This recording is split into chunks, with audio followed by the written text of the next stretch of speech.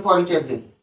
ऋषिकेश आचार्य वरिष्ठ राजनेता दामोदपुर पटामुंडाई केन्द्रापड़ा। ब्राह्मण जो तृतीय थर बनिया चाषी मैंने बहुत क्षति सही मेरुदंड भांगी जाइए।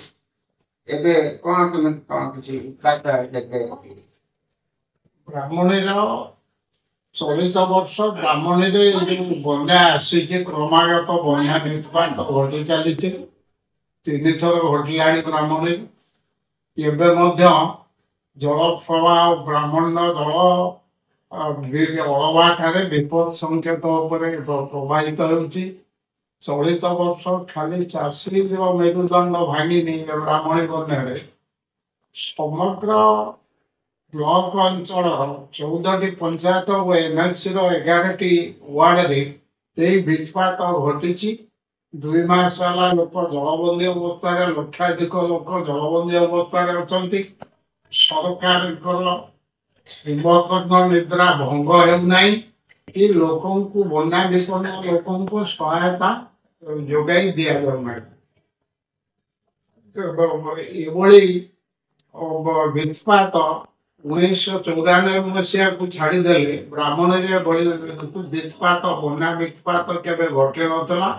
यह एक अभूतपूर्व सरकारी व्यवस्था एठारे आदौ नहीं। प्रशासन ताणु बना विपन्न को कई सहायता हाथ बढ़ाऊना। सरकार वनांचल लोक मान प्रति संवेदनशील नुहे। एणु एणु बना ब्राह्मणी बना वित्पात लोक विपन्न लोक बना विपन्न लोक तुरंत 15 दिन रिलीफ जोगाई देवाकू मु दृढ़ता सह राज्य सरकार पाखे एवं विशेष भाव में मुख्यमंत्री पाखे दृढ़ दाबी करूँ।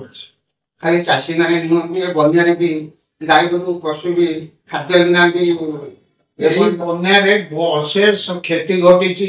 चाष कार्य पूरा चाष कार्य पूरा बंद हो जाए।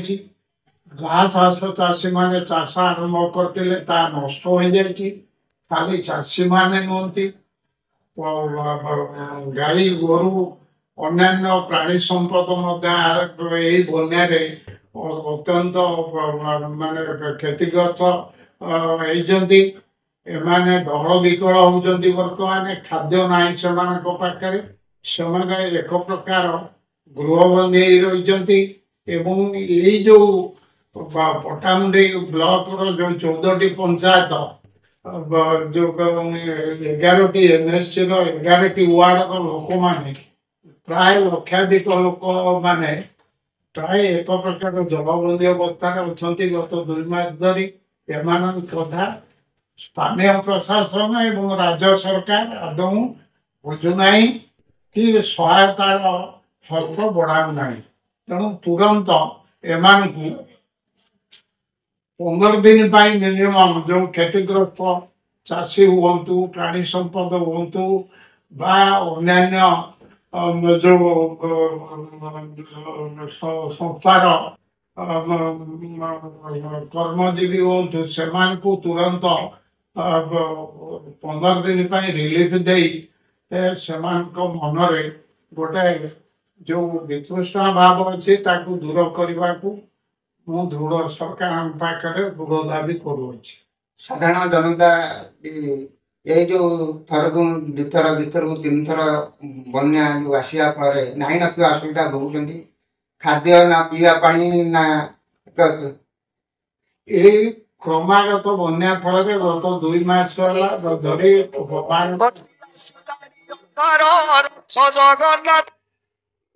खाली कृषक नुहति साधारण जनता अति मात्रा विपन्न से कथा को कई कर्णपात करूना।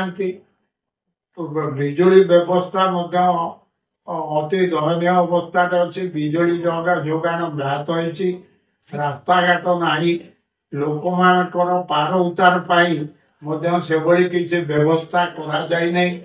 ନାମକୁ ମାତ୍ର କେତୋଟି ରବର ବୋଟ ବିଭିନ୍ନ ପଞ୍ଚାୟତରେ ଯୋଗାଇ ଦିଆଯାଇଛି।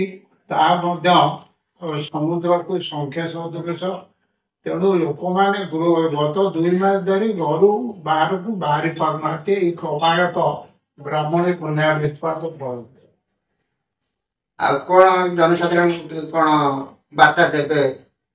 ଆଉ ଚାଷୀ ମାନେ ଥରକୁ 3 ଥର ଏଇଭଳି ଚାଷ କାମରେ ବି ଧୋଇ ହେଇଛି ବନ୍ୟା ପାଣି, କିନ୍ତୁ ଚାଷୀ ମାନେ କଣ କେମିତି କ୍ଷତିଗ୍ରସ୍ତ ଏହି ବନ୍ୟା ବିତ୍ପାତରେ କ୍ଷତିଗ୍ରସ୍ତ ଚାଷୀ ମାନଙ୍କୁ ତୁରନ୍ତ ସହାୟତା ଯୋଗାଇ ଦିଆଯାଉ। ବିଶେଷ ଭାବରେ ଗୋଖାଦ୍ୟ ପ୍ରଚୁର ପରିମାଣରେ ଯୋଗାଇ ଦିଆଯାଉ। ବିଜୁଳି ସରବରାହ ପ୍ରତି ତୀକ୍ଷ୍ଣ ନଜର ରଖାଯାଉ। କେମିତି ବନ୍ୟାଞ୍ଚଳରେ ବିଜୁଳି ସରବରାହ ହବ। ଗାଈ ଗୋରୁଙ୍କ କଥା ତ ଅବସ୍ଥା ନ କହିଲେ ସରେ। ସେମାନେ ଅତି ଦୁର୍ଦିନ ଭିତରେ ଘରେ ବନ୍ଦୀ ହେଇକିରି ଗୃହ ବନ୍ଦୀ ହେଇକି ରହିଛନ୍ତି। ତେଣୁ ଚାଷୀମାନଙ୍କର ଏଇ ଯେଉଁ ଅଶେଷ କ୍ଷତି ହେଲା ଏଇ ବନ୍ୟାରେ, ସେମାନଙ୍କୁ ଆସନ୍ତା ରବି ଫସଲ ପାଇଁ ସେମାନଙ୍କୁ ବିଭିନ୍ନ ପ୍ରକାର ସହାୟତା ଯୋଗାଇ ଦିଆଯାଉ। ଯଥା ଚାଷ କରିବା ପାଇଁ ଆନୁଷଙ୍ଗିକ ଯେଉଁ ବିହନ ଇତ୍ୟାଦି ମାଗଣାରେ କିଟ୍ସ ସବୁ ଯୋଗାଇ ଦିଆଯାଉ ଏବଂ ସେମାନଙ୍କୁ ମଧ୍ୟ କିଛି ଋଣ ଆକାରରେ ଅର୍ଥ ଯୋଗାଇ ଦିଆଗଲେ ସେମାନେ ତାଙ୍କର ଯେଉଁ କ୍ଷତି ସହିଛନ୍ତି ଏ ବନ୍ୟାରେ, ଆସନ୍ତା ରବି ଋତୁରେ ସେମାନେ ମଧ୍ୟ ଫସଲ ଉତ୍ପାଦନ କରି ନିଜର କ୍ଷତିକୁ ଭରଣା କରିପାରିବେ। जदि आपंक आम भिडी भल लगा तेब आम चैनल को लाइक शेयर और सब्सक्राइब करने को जमा भी भूलु नहीं।